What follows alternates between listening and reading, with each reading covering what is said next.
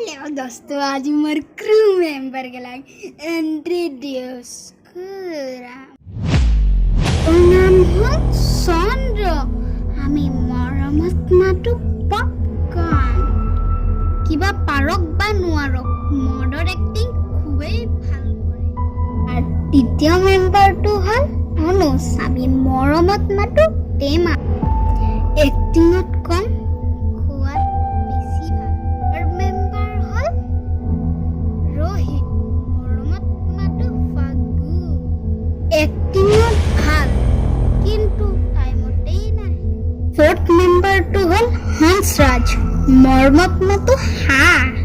এক্টিঙত খুবেই ভাল কিন্তু বাকী ক'বলৈ শব্দই নাই। এইখিনি হ'ল আমাৰ সৰু ফেমিলি।